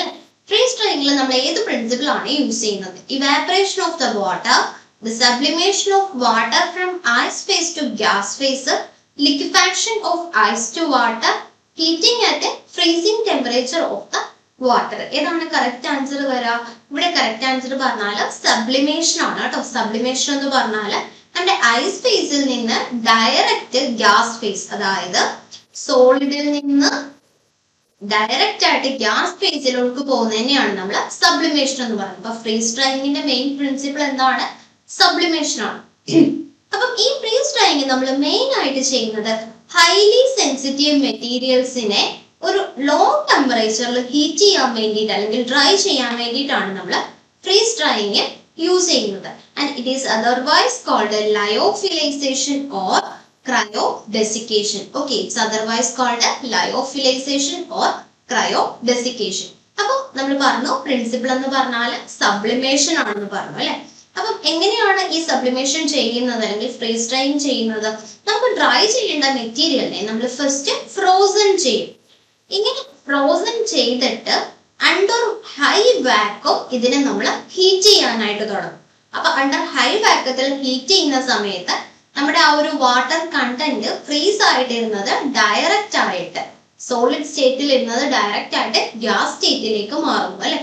അങ്ങനെയാണ് ഡ്രൈ ചെയ്യുന്നത്. ഇതിനെയാണ് ഫ്രീസ് ഡ്രൈയിങ്, ലയോഫിലൈസേഷൻ, ക്രയോഡെസിക്കേഷൻ എന്നൊക്കെ പറയുന്നത്. അപ്പൊ ഫ്രീസ് ഡ്രൈയിങ്ങിന്റെ യൂസസ് നോക്കിയാൽ ഇഞ്ചക്ഷൻ, സൊല്യൂഷൻ, സസ്പെൻഷൻ ഇതൊക്കെ പ്രൊഡ്യൂസ് ചെയ്യാനായിട്ട് നമുക്ക് യൂസ് ചെയ്യാം. കൂടുതൽ ഹീറ്റ് സെൻസിറ്റീവ് മെറ്റീരിയൽസിനാണ് ഇത് യൂസ് ചെയ്യുന്നത്. സോ ബ്ലഡ് പ്ലാസ്മ അല്ലെങ്കിൽ ബ്ലഡ് റിലേറ്റഡ് പ്രോഡക്ട്സുകളില്ലേ, ഇവയ്ക്ക് ഇത് ഹെൽപ്പ് ചെയ്യുന്നുണ്ട്. പിന്നെ വൈറ്റമിൻസ്, എൻസൈംസ്, പ്ലാന്റ് എക്സ്ട്രാക്റ്റുകൾ ഇവയൊക്കെ എന്ന് പറയുമ്പോൾ ലെബൈൽ സബ്സ്റ്റൻസുകളാണ് അല്ലെ, ഹീറ്റ് സെൻസിറ്റീവ് സബ്സ്റ്റൻസുകളാണ്. അപ്പൊ ഇവയ്ക്കൊക്കെ നമുക്ക് ഫ്രീസ് ഡ്രൈയിങ് യൂസ് ചെയ്യാം. Then food items like mushroom, prawn, meat product can be dried by this methods. Coffee, tea concentrate, citrus fruit juices ഇവയൊക്കെയും ഫ്രീസ് ഡ്രൈയിങ് വെച്ചിട്ട് കോൺസെൻട്രേറ്റ് ചെയ്തെടുക്കാം. Next question, what is the concentration of alcohol as menstruum can be used in the concentrated infusion? നമ്മൾ concentrated infusion prepare ചെയ്യാൻ വേണ്ടിയിട്ട് alcohol ആണ് use ചെയ്യുന്നത്. ആ ആൽക്കഹോളിന്റെ concentration ആണ് ഇവിടെ ചോദിച്ചിരിക്കുന്നത്. അപ്പൊ കോൺസെൻട്രേറ്റഡ് ഇൻഫ്യൂഷൻ എന്ന് പറഞ്ഞാൽ നമ്മുടെ ഫ്രഷ് ഇൻഫ്യൂഷനെക്കാളും 8 times സ്ട്രോങ്ങർ ആയിട്ടുള്ള സബ്സ്റ്റൻസ് ആണ് കോൺസെൻട്രേറ്റഡ് ഇൻഫ്യൂഷൻ. ഇതിനു വേണ്ടിയിട്ട് നമ്മൾ യൂസ് ചെയ്യുന്ന മെൻസ്ട്രം ആൽക്കഹോൾ ആണ്. അതിന്റെ കോൺസെൻട്രേഷൻ വരുന്നത് 20 to 25% ആണ്. ഓക്കെ, അപ്പം നമ്മൾ കോൺസെൻട്രേറ്റഡ് ഇൻഫ്യൂഷൻ പ്രിപ്പയർ ചെയ്യാൻ വേണ്ടിയിട്ട് ഡബിൾ അല്ലെങ്കിൽ ട്രിപ്പിൾ മാസറേഷൻ പ്രോസസ് യൂസ് ചെയ്യാം. It will be 8 times stronger ആണ്. പിന്നെ ഇതിൻ്റെ അകത്ത് നമ്മൾ മെൻസ്ട്രമായിട്ട് യൂസ് ചെയ്യുന്ന ആൽക്കഹോള് ഇവിടെ പ്രിസർവേറ്റീവ് ആയിട്ട് ആക്ട് ചെയ്യുന്നുണ്ട്. സോ നമുക്കൊരു ലോങ്ങർ ടൈം പീരീഡിലേക്ക് ഇത് സ്റ്റോർ ചെയ്യാനും പറ്റും. Okay, next question, attrition is the major disadvantage with one of the following. താഴെ പറയുന്നതിൽ ഒരു മേജർ ഡിസഡ്വാൻറ്റേജ് അട്രിഷൻ വരുന്നത് ഏത് മെത്തേഡിലാണ്? Fluidized bed drying, revolving drum drying, spray drying, dry drying. അപ്പം ഇത് എല്ലാം ഡ്രൈയിങ്ങിന്റെ ഡിഫറെന്റ് പ്രോസസ് ആണ്. ഇവിടെ അട്രിഷൻ മേജർ ഡിസഡ്വാൻറ്റേജസ് ആയിട്ട് വരുന്നത് ഫ്ലൂയിഡൈസ്ഡ് ബെഡ് ഡ്രൈയിങ്ങിലാണ്. കാരണം എന്താണെന്ന് നമുക്ക് നോക്കാം. ഫ്ലൂയിഡൈസ്ഡ് ബെഡ് ഡ്രൈയിങ് എന്ന് പറയുമ്പോഴത്തേക്കിന് നമ്മുടെ പാർട്ടിക്കിൾസിനെ നമ്മൾ സസ്പെൻഡ് ചെയ്ത് നിർത്തിയേക്കാം. എവിടെയാണ് സസ്പെൻഡ് ചെയ്ത് നിർത്തിയിരിക്കുന്നത്? നമ്മുടെ ഹോട്ട് എയർ സ്ട്രീംസിലാണ്. ഒരു നല്ല ചൂടുള്ള ഒരു എയർ അതിലേക്ക് കടത്തി വിട്ടിട്ട് അതിലേക്കാണ് സസ്പെൻഡ് ചെയ്ത് നിർത്തിയേക്കുന്നത്. അപ്പം ഇങ്ങനെ സസ്പെൻഡ് ചെയ്തിരിക്കുമ്പോൾ പാർട്ടിക്കിൾസ് തമ്മിൽ കൊളൈഡ് ആവാനും അത് ബ്രേക്ക് ഡൗൺ ചെയ്യാനും ചാൻസസ് ഉണ്ട്. അപ്പൊ അങ്ങനെ ബ്രേക്ക് ഡൗൺ ചെയ്യുന്ന സമയത്തൊക്കെ അവിടെ ഡസ്റ്റ് പാർട്ടിക്കിൾസും ഫൈൻ പാർട്ടിക്കിൾസും ഒക്കെ ഡെവലപ്പ് ചെയ്യും. It is called what? Attrition. അപ്പൊ ഇതാണ് നമ്മുടെ ഫ്ലൂയിഡൈസ്ഡ് ബെഡ് ഡ്രൈയിങ്ങിന്റെ ഒരു സിഗ്നിഫിക്കന്റ് ഡ്രോബാക്ക് എന്ന് പറയുന്നത്. ഇനി അതർ ഓപ്ഷൻസ് നോക്കിക്കേ. റിവോൾവിംഗ് ഡ്രം ഡ്രൈയിങ്ങിലാണെങ്കിൽ നമ്മൾ റൊട്ടേറ്റ് ചെയ്യുന്ന ഒരു ഹീറ്റഡ് ഡ്രമ്മിലേക്ക് ജസ്റ്റ് എന്താണോ ഡ്രൈ ചെയ്യേണ്ടത് അതിനെ വെറുതെ സ്പ്രെഡ് ചെയ്യുക ചെയ്യുന്നത് അല്ലെ. അപ്പൊ അവിടെ ഇങ്ങനെ കൊളിഷൻ ഒന്നും വരുന്നില്ല. സോ റിവോൾവിംഗ് ഡ്രൈയിങ്ങിന്റെ ഒരു ഡ്രോബാക്ക് അല്ല അട്രിഷൻ എന്ന് പറയുന്നത്. അതുപോലെ സ്പ്രേ ഡ്രൈയിങ്ങിലും നമ്മൾ പാർട്ടിക്കിൾസിനെ ഫൈൻ പാർട്ടിക്കിൾസ് ആയിട്ട് സ്പ്രേ ചെയ്യുകയാണ് ചെയ്യുന്നത്. അപ്പം ഇവിടെയും ക്യുക്കായിട്ട് ഡ്രൈ ചെയ്യും. ആ ഒരു കൊളൈഡിങ്ങിനൊന്നും അവിടെ ടൈം കിട്ടുന്നില്ല. ഓക്കെ, ട്രേ ഡ്രൈയിങ്ങിലും എങ്ങനെയാണ്, നമ്മുടെ ആ ഒരു ട്രേയിലേക്ക് മെറ്റീരിയൽസിനെ പ്ലേസ് ചെയ്തിട്ട് ഹോട്ട് എയർ അതിലൂടെ പാസ് ചെയ്യിക്കുകയാണ് അല്ലെ. അവിടെയും പാർട്ടിക്കിൾസിന്റെ കൊളിഷൻ വരുന്നില്ല. സോ അട്രിഷൻ അവിടെ ഫോം ചെയ്യുന്നില്ല. Next question, which of the following flavor is not responsible for the sour taste? അപ്പൊ ഫാർമസ്യൂട്ടിക്കൽ എയ്ഡ്സുകളിൽ നിന്നുള്ള ഒരു ക്വസ്റ്റ്യൻ ആണ്. സോർ ടേസ്റ്റ് ഉണ്ടാക്കാത്ത ഒരു ഫ്ലേവറിംഗ് ഏജന്റ് ഏതെന്നാ ചോദിച്ചിരിക്കുന്നത്. Citrus flavours, liquorice, raspberry, mint spice. ഏതിനാണ് സോർ ടേസ്റ്റ് വരാത്തത്?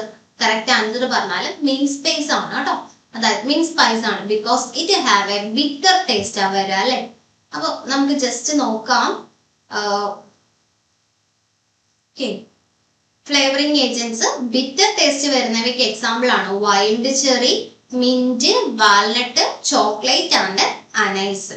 ഓക്കെ, ദെൻ സോൾട്ടി ടേസ്റ്റ് വരുന്നതിന് എക്സാമ്പിൾ ആണ് peach, winter green, butter scotch, apricot and maples. Sour ടേസ്റ്റിന് എക്സാമ്പിൾ പറയുന്നത് ലിക്വറൈസും റാസ്ബെറിയും സിട്രസ് ഫ്ലേവേഴ്സും. അപ്പൊ ഇതിന് കാരണം എന്താണ്? അതിൻ്റെ അകത്തുള്ള ഹൈഡ്രജൻ അയോൺസ് ആണ് ഈ ഒരു സോർ ടേസ്റ്റ് പ്രൊഡ്യൂസ് ചെയ്യുന്നത്.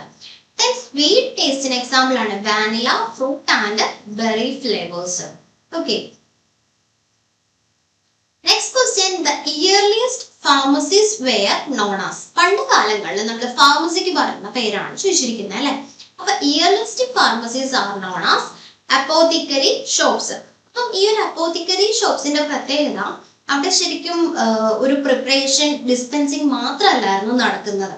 ഇവിടെ എന്ന് പറയുമ്പോഴത്തേക്കിന് ചെറിയ ഒരു പഴയ apothecary shop is like a more like a mix of today's pharmacy. പുതിയ ഫാർമസിയും അതുപോലെ തന്നെ herbal medicine shop and a small clinic. ഈ മൂന്ന് ഫംഗ്ഷനും ചെയ്യുന്നുണ്ടായിരുന്നു അപ്പോത്തിക്കറി ഷോപ്സ്. അതായത് ഒരു ഡോക്ടറിനെ കൺസൾട്ട് ചെയ്യാതെ തന്നെ ഡയറക്റ്റ് വന്ന് ഡിസീസസ് ഒക്കെ പറഞ്ഞ് ഫാർമസിസ്റ്റിന്റെ മെഡിസിൻസ് മേടിച്ചുകൊണ്ട് പോകുമായിരുന്നു. അപ്പൊ അവിടെ നമ്മൾ ഫാർമസിസ്റ്റ് എന്നല്ല അവിടെ ടേം യൂസ് ചെയ്യുന്നത്. ഓക്കെ, അപ്പോത്തിക്കറി എന്ന് പറയുന്ന വേർഡ് നമ്മൾ ഗ്രീക്ക് വേർഡിൽ നിന്ന് ഡിറൈവ് ചെയ്തതാണ്. Apotheke, it will mean the store house. Okay, store house. Next question, the architect of the Indian pharmaceutical industry. Indian pharmaceutical industry യുടെ ആർക്കിടെക്ട് എന്ന് പറയുന്നത് ആരെയാണ്? Question. Acharya P C Ray, Acharya S P Manikyadas, doctor R C Subedar, doctor A P J Abdul Kalam. ഇവിടെ correct answer പറഞ്ഞാൽ Acharya P C Ray ആണ് Indian pharmaceutical ഇൻഡസ്ട്രിയുടെ architect എന്നറിയപ്പെടുന്നത്. കാരണം എന്താണെന്ന് വെച്ചാൽ അദ്ദേഹമാണ് ഫസ്റ്റ് നമ്മുടെ ഇൻഡസ്ട്രി ഫാർമസ്യൂട്ടിക്കൽ ഇൻഡസ്ട്രി ആയിട്ടുള്ള Bengal chemical and pharmaceutical limited 1901 establish ചെയ്തത്. So he is known as the architect of the pharmaceutical industry. Next question, which country has the highest number of US FDA approved drug manufacturing units today? നമുക്ക് proud ചെയ്യാൻ പറ്റുന്ന ഒരു moment ആണ് അല്ലേ ഇത്. കാരണം the US FDA approved ആയിട്ടുള്ള drug manufacturing unit USA കഴിഞ്ഞാൽ പിന്നെ ഏതാണ് വരുന്നതെന്ന് ആശ്രയിച്ചിരിക്കുന്നത്. Russia, China, India and America. Correct answer പറഞ്ഞാൽ ഇന്ത്യ ആണ്. ഇന്ത്യയിലാണ് USA കഴിഞ്ഞാൽ ഏറ്റവും കൂടുതൽ ഡ്രഗ് മാനുഫാക്ചറിങ് യൂണിറ്റ് ഉള്ളത്. So it is called as the pharmacy of the world. It is referred to as what? The pharmacy of the world. Next question, the pharmacopoeia contain which Greek words? Pharmacopoeia എന്ന് പറയുന്ന term രണ്ട് Greek words ചേർന്നതാണ്. ഏതൊക്കെയാണെന്നാണ് ചോദിച്ചിരിക്കുന്നത് അല്ലെ. ഫാർമക്കോൺ and പോയിയ. Okay, option A വരും correct answer. ഫാർമക്കോൺ and പോയിയ. അപ്പൊ നമുക്ക് ഇതിന്റെ വേർഡ് മീനിങ് കൂടെ നോക്കാം. ഫാർമക്കോൺ നമുക്കറിയാം ഡ്രഗ് ആണ് മീൻ. പോയ മീൻസ് ടു മേക്ക്. ഓക്കെ, പോയ മീൻസ് ടു മേക്ക്. ഇനി ഫാർമക്കോപ്പിയുടെ ഹെഡ് ക്വാർട്ടേഴ്സ് എവിടെയാണ് വരുന്നത്? ഗസിയാബാദ് അല്ലെങ്കിൽ ഉത്തർപ്രദേശിലാണ് അതിന്റെ ഹെഡ് ക്വാർട്ടേഴ്സ് വരുന്നത് അല്ലെ. ഫാർമക്കോപ്പിയയുടെ എഡിഷൻസ് നോക്കാം. First edition 1955, second edition 1966, third 1985, fourth 1996, fifth 2007, sixth 2010, seventh 2014, eighth 2018 and ninth in 2022. Okay. Next question, which of the following is a chemical used in the aseptic packaging? Aseptic packaging la നമ്മൾ sterilise ചെയ്യാൻ use ചെയ്യുന്ന chemical ഏതെന്നാണ് ചോദിച്ചിരിക്കുന്നത്. Chlorine peroxide, lithium oxide, hydrogen peroxide, hydrogen sulphide. ഇവിടെ correct answer പറഞ്ഞാൽ hydrogen peroxide ആണ് നമ്മൾ aseptic പാക്കേജിങ്ങിന് വേണ്ടിയിട്ട് use ചെയ്യുന്നത്.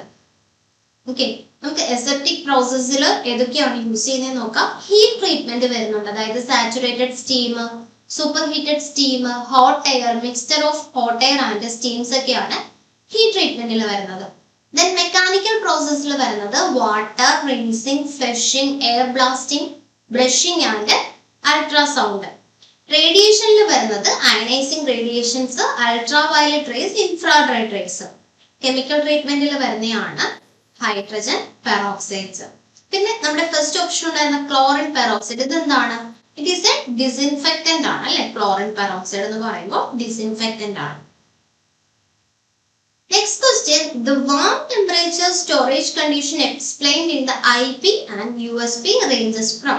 നമ്മൾ സ്റ്റോറേജ് കണ്ടീഷൻസ് പറയാറുണ്ട്, കൂള്, കോൾഡ്, ഓക്കെ, വാം. അപ്പൊ ഇവിടെ ചോദിച്ചിരിക്കുന്നത് വാം ടെമ്പറേച്ചർ എന്ന് പറയുന്നത് ഏത് കോൺസെൻട്രേഷൻ ആണ് വരിക, അല്ലെങ്കിൽ ഏത് ടെമ്പറേച്ചർ റേഞ്ച് ആണ് വരിക? 25 degree Celsius to 40 degree Celsius, 25 to 35, 30 to 40, 35 to 45. ഇവിടെ കറക്റ്റ് ആൻസർ പറഞ്ഞാൽ 30 to 40 ആണ് വാം ടെമ്പറേച്ചർ എന്ന് പറയുന്നത്. നമുക്ക് നോക്കാം ഓരോ ഇത്. ഫ്രീസർ എത്രയാണ്? -20 to -10 ആണ് ഫ്രീസ് ചെയ്യാന്ന് പറഞ്ഞാൽ. ഇനി കോൾഡ് പ്ലേസിൽ സ്റ്റോർ ചെയ്യാന്ന് പറഞ്ഞാൽ not exceeding 8 degree Celsius. 8 degree Celsiusൽ മുകളിൽ പോവാതെ സ്റ്റോർ ചെയ്യുന്നതിനാണ് നമ്മൾ കോൾഡ് പ്ലേസിംഗ് എന്ന് പറയുക. റെഫ്രിജറേറ്റർ ആണെങ്കിൽ പർട്ടിക്കുലർ റേറ്റ് ആയിട്ട് 2 to 8 ആയിരിക്കും വരിക. കൂൾ എന്ന് പറഞ്ഞാൽ 8 to 15 വരും. Room temperature, controlled room temperature 20 to 25 പറയാം, 15 to 13 പറയാം. അതുപോലെ വാം എന്ന് പറയുമ്പോൾ 30 and 40 ബിറ്റ്വീൻ വരും. ആൻഡ് എക്സസീവ് ഹീറ്റ് എന്ന് പറയുമ്പോൾ above 40 വരും. Next question, the package composed of a base layer having cavities that hold the pharmaceutical product and a lid is called what? ഇത് പാക്കേജിംഗ് എന്നുള്ളൊരു ക്വസ്റ്റ്യൻ ആണല്ലേ. എന്താ പ്രോപ്പർ ആയിട്ട് ചോദിച്ചിരിക്കുന്നത്? ഒരു ബേസ് ലെയർ ഉണ്ടായിരിക്കും, ആ ബേസ് ലെയറിൽ നമ്മുടെ ഫാർമസ്യൂട്ടിക്കൽ പ്രോഡക്റ്റിനെ ഹോൾഡ് ചെയ്യുന്നു, ദെൻ അതിനു മീതെ ഒരു ലിഡ് വരുന്നു. ഈ ടൈപ്പ് പാക്കേജിംഗ് എന്ന് പറയുന്ന പേരാണ് ചോദിച്ചിരിക്കുന്നത്. Strip package, child resistant package, blister package, well closed package. ഏത് വരും കറക്റ്റ് ആൻസർ? ഇവിടെ കറക്റ്റ് ആൻസർ പറഞ്ഞാൽ ബ്ലിസ്റ്റർ പാക്കേജ് വരും. Okay, blister package. അപ്പൊ ഡിഫറെന്റ് ടൈപ്പ് നോക്കിയാൽ ബ്ലിസ്റ്റേഴ്സിൽ എന്താണ് പ്രത്യേകത? ബ്ലിസ്റ്റേഴ്സിൽ ഒരു ബേസ് ലെയർ ഉണ്ടായിരിക്കും അല്ലെ. ബേസ് ലെയർ ഉണ്ടായിരിക്കും, അവിടെയായിരിക്കും നമ്മുടെ ഈച്ച് പ്രോഡക്റ്റ് ഫിൽ ചെയ്യുന്നത്. ദെൻ അതിന് മേലെയായിട്ട് ഒരു ലിഡ് ഉണ്ടായിരിക്കും, അതിനെ സീൽ ചെയ്തിട്ടുള്ള ഒരു ലിഡ് ഉണ്ടായിരിക്കും. It is called blister package. ഇപ്പൊ സ്ട്രിപ്സ് എന്ന് പറഞ്ഞാൽ എന്താണ്? അവിടെ ഒരു കണ്ടിന്യൂസ് സ്ട്രിപ്പ് വരിക അല്ലെ, 2 കണ്ടിന്യൂസ് സ്ട്രിപ്പ് വരിക തമ്മിൽ സീൽ ചെയ്തിരിക്കുന്നതായിരിക്കും. അതിനെയാണ് നമ്മൾ സ്ട്രിപ്സ് എന്ന് പറയും. ഓക്കെ, ഇത് സ്ട്രിപ്പ് പാക്കും ഇത് ബ്ലിസ്റ്റർ പാക്കും വരിക. ദെൻ ചൈൽഡ് റെസിസ്റ്റന്റ് പാക്കേജ് എന്ന് പറഞ്ഞാൽ എന്താണ്? അവിടെ പ്രത്യേകിച്ച് ഒന്നുമില്ല, അതായത് ചിൽഡ്രൻസിന് ഓപ്പൺ ആക്കാൻ ഡിഫിക്കൽട്ട് ആയിരിക്കണം അല്ലെ, അതിനെയാണ് നമ്മൾ ചൈൽഡ് റെസിസ്റ്റന്റ് പാക്കേജ് എന്ന് പറയുന്നത്. Next question, the process of removal of gases from the glass furnace is known as. ഇത് നമ്മുടെ ഗ്ലാസിന്റെ പ്രിപ്പറേഷൻ എന്നുള്ളൊരു ക്വസ്റ്റ്യൻ ആണ്. അത് ഗ്ലാസ് ഫർണസിൽ നിന്ന് ഗ്യാസ് റിമൂവ് ചെയ്യുന്ന പ്രോസസ്സിന് പറയുന്ന പേരാണ് ചോദിച്ചിരിക്കുന്നത്. Pressurisation, refining, vaporisation, foaming. ഏത് വരും കറക്റ്റ് ആൻസർ? ഇവിടെ കറക്റ്റ് ആൻസർ പറഞ്ഞാൽ റിഫൈനിങ് ആണ് കേട്ടോ. റിഫൈനിങ്ങിനെയാണ് നമ്മൾ the process of removal of gas from the glass furnace എന്ന് പറയുന്നത്. അതായത് നമ്മൾ മോൾട്ടൺ ചെയ്യില്ലേ, ഗ്ലാസ് മോൾട്ടൺ ചെയ്താണല്ലോ അത് പ്രിപ്പയർ ചെയ്യുന്നത്. അങ്ങനെ മോൾട്ടൺ ചെയ്യുന്ന സമയത്ത് ബബിൾസ് ആയിട്ട് നമ്മുടെ എയർ എൻട്രാപ്പ് ചെയ്തിട്ടുണ്ടായിരിക്കും. അപ്പൊ ഇതിനെ റിമൂവ് ചെയ്യുന്ന പ്രോസസ്സിനെയാണ് റിഫൈനിങ് എന്ന് പറയുന്നത്. ഇനി പ്രഷറൈസേഷൻ എന്ന് പറഞ്ഞാൽ ഗ്യാസിനെ ട്രാപ്പ് ചെയ്യുക, അതിനെയാണ് പ്രഷറൈസേഷൻ എന്ന് പറയുക. ദെൻ വേപ്പറൈസേഷൻ നമുക്കറിയാം, ലിക്വിഡിൽ നിന്ന് ഗ്യാസ് ആവുന്നതിനെയാണ് വേപ്പറൈസേഷൻ എന്ന് പറയാ. ഇനി ഫോമിംഗ് എന്ന് പറഞ്ഞാൽ എന്താണ്? നമ്മൾ ആ ഒരു ഗ്ലാസിനെ എന്തെങ്കിലും ഷേപ്പ് ആക്കില്ലേ, ബോട്ടിലോ വിൻഡോയോ അങ്ങനെ ഒരു സ്പെസിഫിക് ഫോം ആക്കില്ലേ, അതിനെയാണ് ഫോമിംഗ് എന്ന് പറയുന്നത്. Next question, the poor printing and the thermostatic charge are the disadvantages of. ഏത് പാർട്ടിക്കിൾസിന്റെ ഡിസഡ്വാൻറ്റേജസ് ആണ് പ്രിന്റിങ്ങും തെർമോസ്റ്റാറ്റിക് ചാർജും വരുന്നത് അല്ലെ? പുവർ പ്രിന്റിങ്ങും തെർമോസ്റ്റാറ്റിക് ചാർജും വരുന്നത്. പ്ലാസ്റ്റിക്, ഗ്ലാസ്, കാർഡ്ബോർഡ്, മെറ്റൽ, ഏതിന്റെയാണ്? കറക്റ്റ് ആൻസർ പറഞ്ഞാൽ പ്ലാസ്റ്റിക്കിന്റെ ആണ് കേട്ടോ. പ്ലാസ്റ്റിക്കിന്റെ അഡ്വാൻറ്റേജസ് നോക്കിയാൽ ലെസ് വെയിറ്റ് ദാൻ ഗ്ലാസ് ആണ്, ഫ്ലെക്സിബിൾ ആണ്, variety of size and shape ഉണ്ട്, പിന്നെ എന്താണ്, കെമിക്കലി ഇനേർട്ട് ആണ്, സ്ട്രോങ് ആണ്, rigid safety use, high quality and various designs. Then extremely resistant to breakage. ഡിസഡ്വാൻറ്റേജസിൽ പറയുന്ന നമ്മൾ പറഞ്ഞു പുവർ പ്രിന്റിംഗ് പറഞ്ഞു, തെർമോസ്റ്റാറ്റിക് ചാർജ്, അതായത് ആ ഒരു ഇലക്ട്രിസിറ്റി അവിടെ ഡെവലപ്പ് ചെയ്യുന്നത്. ദെൻ ഡിസഡ്വാൻറ്റേജസിൽ മറ്റൊരെണ്ണമാണ് അബ്സോർപ്ഷൻ, വാട്ടറിനെ അബ്സോർബ് ചെയ്യുന്നു അല്ലെ, പെർമിയബിലിറ്റി കൂടുതലാക്കാനുള്ള ചാൻസ് ഉണ്ട്, അതും അതിന്റെ ഒരു ഡിസഡ്വാൻറ്റേജസ് ആണ്. Next question, which type of glass is used for the packaging of nasal and ear drops? Nasal ear drops കളെ പാക്ക് ചെയ്യാൻ വേണ്ടിയിട്ട് നമ്മൾ യൂസ് ചെയ്യുന്നത് ഏത് ടൈപ്പ് ഗ്ലാസ് ആണ്? ടൈപ്പ് 1, 2, 3, 4 ഏതാണ്? നമ്മൾ ജനറൽ പർപ്പസ് ഗ്ലാസ് ആയിട്ടുള്ള ടൈപ്പ് 4 ആണ് ഇതിനു വേണ്ടിയിട്ട് യൂസ് ചെയ്യുന്നത്. ഓക്കെ, ടൈപ്പ് 4 ഗ്ലാസസ് ആണ് യൂസ് ചെയ്യുന്നത്. Next question, the container used to protect the product from contamination as well as from loss of contents during use are called. അതായത് നമുക്ക് different type containers ഉണ്ട് അല്ലെ. ഇതില് നമ്മുടെ പ്രോഡക്റ്റിനെ കണ്ടാമിനേഷനിൽ നിന്ന് പ്രൊട്ടക്ട് ചെയ്യുകയും അതുപോലെ തന്നെ കണ്ടന്റ്സ് അതിൽ നിന്ന് ലോസ് ആവാതെ പ്രൊട്ടക്ട് ചെയ്യുകയും ചെയ്യുന്ന കണ്ടെയ്നേഴ്സിനെ പറയുന്ന പേരാണ് ചോദിച്ചിരിക്കുന്നത്. അപ്പം ഇവിടെ നമ്മൾ വളരെ ചിന്തിച്ചിട്ട് വേണം ആൻസർ ചെയ്യാൻ. കാരണം well closed containers, air tight containers, light resistant containers, multiple dose containers. അപ്പം ഏതിനാണ് ഈ ഒരു പ്രത്യേകത ഉള്ളത്? കറക്റ്റ് ആൻസർ പറഞ്ഞാൽ well closed containers. Okay, simple term ആണ്, വെൽ ക്ലോസ്ഡ് കണ്ടെയ്നേഴ്സ് ആണ് പറയുക അല്ലെ. നമുക്ക് ഡിഫറെന്റ് ടൈപ്പ് കണ്ടെയ്നേഴ്സ് നോക്കാം. ഫസ്റ്റ് നമ്മൾ പറഞ്ഞ വെൽ ക്ലോസ്ഡ് കണ്ടെയ്നേഴ്സ് അല്ലെ, ആ ഒരു അൺവാണ്ടഡ് ഫോറിൻ പാർട്ടിക്കിൾസ് വെച്ചിട്ടുള്ള കണ്ടാമിനേഷൻ പ്രിവെന്റ് ആക്കുന്നു, അതുപോലെ തന്നെ കണ്ടന്റ്സ് ഒന്നും ലോസ് ആക്കാതെ ഹെൽപ്പ് ചെയ്യുന്നവയാണ് വെൽ ക്ലോസ്ഡ് കണ്ടെയ്നേഴ്സ്. ഇനി എയർ ടൈറ്റ് കണ്ടെയ്നേഴ്സ് എന്താണ്? They are impermeable to solid, liquid and gases during normal storage and use. സോളിഡും ലിക്വിഡും ഗ്യാസും ഇതിനോടൊക്കെ ഇംപെർമിയബിൾ ആയിട്ടുള്ളവയാണ് എയർ ടൈറ്റ് എന്ന് പറയുന്നത്. ഇനി സീൽഡ് കണ്ടെയ്നേഴ്സ് എന്താണ്? സച്ചസ് ഗ്ലാസ് ആംബ്യൂൾസ് ഇല്ലേ, അതായത് നമ്മൾ കണ്ടെയ്നർ മെറ്റീരിയൽസിനെ ഫ്യൂസ് ചെയ്യില്ലേ, അതിനെയാണ് സീൽഡ് കണ്ടെയ്നേഴ്സ് എന്ന് പറയുന്നത്.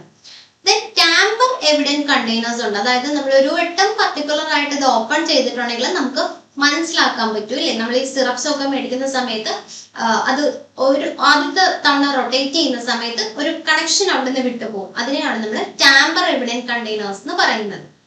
ദെൻ ലൈറ്റ് റെസിസ്റ്റന്റ് കണ്ടെയ്നേഴ്സ് നമുക്കറിയാം, it effect the radiation at a wavelength between 290 and 450 nanometre. ആ ഒരു പർട്ടിക്കുലർ എഫക്റ്റിൽ വരുന്ന ലൈറ്റിനെ നിന്ന് പ്രൊട്ടക്ട് ചെയ്യുന്നതിനാണ് ലൈറ്റ് റെസിസ്റ്റന്റ് അല്ലെ. ദെൻ ചൈൽഡ് റെസിസ്റ്റന്റ് എന്ന് പറഞ്ഞാൽ കുട്ടികൾക്ക് ഓപ്പൺ ആക്കാൻ പറ്റാത്ത ടൈപ്പ് ആണ് child resistant containers. Next, the term of patent is valid for the period of 20 years from the. അപ്പം പേറ്റന്റിന്റെ വാലിഡിറ്റി എന്ന് പറഞ്ഞാൽ 20 years ആണ് അല്ലെ. അപ്പം ഇത് എന്ന് തൊട്ടാണ് ഈ പറയുന്ന വാലിഡിറ്റി ടേം വരുന്നത്? Date of approval, date of examination, date of publication, date of filing the application എന്നോട്ടാണ്? കറക്റ്റ് ആൻസർ പറഞ്ഞാൽ date of filing of application തൊട്ടാണ് നമ്മൾ ആ ഒരു 20 years കാൽക്കുലേറ്റ് ചെയ്യുന്നത്. കാരണം പേറ്റന്റ് വാലിഡ് ആവുന്ന മൊമെന്റ് എന്ന് പറഞ്ഞാൽ അത് ഫയൽ ചെയ്യുന്ന മൊമെന്റ് ഇല്ലേ, അതാണ് നമ്മുടെ പേറ്റന്റ് വാലിഡ് ആവുന്ന മൊമെന്റ്. സോ അന്ന് തൊട്ടുള്ള 20 yearsലേക്കായിരിക്കും നമുക്ക് പേറ്റന്റ് കിട്ടുക. ഇനി ഈ പറയുന്ന പേറ്റന്റ് നമുക്കൊരു 5 years കൂടെ എക്സ്റ്റെൻഡ് ചെയ്യാൻ പറ്റും. ഏത് കേസിലാണ്? ഇപ്പം എന്തെങ്കിലും ഫാർമസ്യൂട്ടിക്കൽ പ്രോഡക്റ്റ് മാനുഫാക്ചറിങ് ഒക്കെയാണ്, അതുമായിട്ട് റിലേറ്റ് ചെയ്തൊക്കെ ആണെങ്കിൽ നമുക്കൊരു 5 ഇയേഴ്സ് കൂടെ ഇത് എക്സ്റ്റെൻഡ് ചെയ്യാനായിട്ട് പറ്റും. ഇനി ഇത് ടെർമിനേറ്റ് ചെയ്യും ഇല്ലേ, എപ്പോഴൊക്കെയാ ടെർമിനേറ്റ് ചെയ്യുന്നത്, വാലിഡ് അല്ലെന്ന് കണ്ടെത്തിയാലും അതുപോലെ നമുക്ക് ഫീസ് അടച്ചില്ലെങ്കിലും പേറ്റന്റ് കട്ടാവാൻ ടെർമിനേറ്റ് ചെയ്യാനുള്ള ചാൻസ് ഉണ്ട്. ഇനി പേറ്റന്റിന്റെ ഹെഡ് ഓഫീസ് വരുന്നത് കൊൽക്കത്തയിലാണ്. ദെൻ ബ്രാഞ്ച് ഓഫീസുകൾ മുംബൈ, ഡൽഹി, ചെന്നൈയിലൊക്കെയാണ് ബ്രാഞ്ച് ഓഫീസുകൾ വരുന്നത്. നെക്സ്റ്റ് ക്വസ്റ്റ്യൻ അടുത്തതും പേറ്റന്റ് ആക്ടിൽ നിന്നുള്ള ഒരു ക്വസ്റ്റ്യൻ ആണ്. Under the patent act 1970 certain activities are not considered inventions and kept out of the purview of the patent. These are mentioned under which chapter of the act? എന്താ പറഞ്ഞിരിക്കുന്നത്, patent act പ്രകാരം ചില കാര്യങ്ങൾ നമ്മുടെ പേറ്റന്റിൽ include ചെയ്യില്ല അല്ലെ, അതായത് ആ ഒരു ബെനിഫിറ്റ്സ് കിട്ടി പേറ്റന്റ് ആക്കി വെക്കില്ല. അപ്പൊ അങ്ങനെയുള്ള കാര്യങ്ങൾ അല്ലെങ്കിൽ അങ്ങനെ എക്സംപ്റ്റ് ചെയ്ത കാര്യങ്ങൾ ഏത് ചാപ്റ്ററിലാണ് കൊടുത്തിരിക്കുന്നത്? 2, 3, 4, 6. ഇവിടെ കറക്റ്റ് ആൻസർ പറഞ്ഞാൽ ചാപ്റ്റർ 2 ആണ് കേട്ടോ. അതായത് നമ്മുടെ പേറ്റന്റ് ആക്ടിന് ടോട്ടൽ ആയിട്ട് 10 ചാപ്റ്റേഴ്സ് ആണുള്ളത്. First one preliminary, second inventions not patentable. Okay, ഇതാണ് പറഞ്ഞത് അല്ലെ, പേറ്റന്റ് ചെയ്യാൻ പറ്റാത്ത കുറച്ച് ഇൻവെൻഷൻസ്, അതാണ് ചാപ്റ്റർ 2 പറഞ്ഞിരിക്കുന്നത്. Next question, the India registers under which region according to the ICH guideline for the stability testing? അപ്പോൾ സ്റ്റെബിലിറ്റി ടെസ്റ്റിങ്ങിന് വേണ്ടിയിട്ട് നമ്മുടെ ICH ഗൈഡ്ലൈൻ ഹോൾ വേൾഡിനെ 5 സോൺ ആക്കിയാ വെച്ചേക്കുന്നത്. ഇതിൽ നമ്മുടെ ഇന്ത്യ ഏത് റീജിയൻ ആണെന്നാ ചോദിച്ചിരിക്കുന്നത്. Hot and dry, hot and humid, moderate, Mediterranean. ഏതാ വരിക? കറക്റ്റ് ആൻസർ പറഞ്ഞാൽ ഹോട്ട് ആൻഡ് ഹ്യൂമിഡ് ആണ് കേട്ടോ. നമുക്ക് ഏതൊക്കെയാ 5 സോൺ എന്ന് നോക്കാം. സോൺ 1 ടെമ്പറേറ്റ് ആണ് വരുന്നത്, 21 degree Celsius, 45% relative humidity. Germany, Russia, Canada ഒക്കെയാണ് വരുന്നത്. ദെൻ സോൺ 2 മെഡിറ്ററേനിയൻ അല്ലെങ്കിൽ സബ് ട്രോപ്പിക്കൽ. ഇവിടെ 25 degree Celsius, 60% humidity. China, Egypt, France, Iran ഒക്കെയാണ് വരുന്നത്. ദെൻ സോൺ 3 പറയുമ്പോൾ ഹോട്ട് ആൻഡ് ഡ്രൈ, അതായത് 30 ഡിഗ്രി സെൽഷ്യസ്, 35% റിലേറ്റീവ് ഹ്യൂമിഡിറ്റി. അത് ഇറാഖും ജോർദാനുമാണ്. ദെൻ സോൺ 4A പറയുന്നത് ഹോട്ട് ഹ്യൂമിഡ് അല്ലെങ്കിൽ ട്രോപ്പിക്കൽ വരും, 30 ഡിഗ്രി സെൽഷ്യസും 65% relative humidity. Bangladesh, Gambia, Hong Kong ഒക്കെയാണ് വരുന്നത്. ദെൻ സോൺ 4B ആണ് ഹോട്ട് ഹയർ ഹ്യൂമിഡിറ്റി, അതായത് 30 ഡിഗ്രി സെൽഷ്യസും 75% റിലേറ്റീവ് ഹ്യൂമിഡിറ്റി. അതിലാണ് നമ്മുടെ ഇന്ത്യ പെടുന്നത്. India, Myanmar, Nigeria and Philippines ആണ് വരുന്നത്. ഓക്കെ, അപ്പൊ ഇത്രേ ഉള്ളൂ നമ്മുടെ RRB മോഡൽ ക്വസ്റ്റ്യൻസ് ഈ ഒരു ക്ലാസ്സിൽ ഡിസ്കസ് ചെയ്യുന്നത്. Okay, thank you.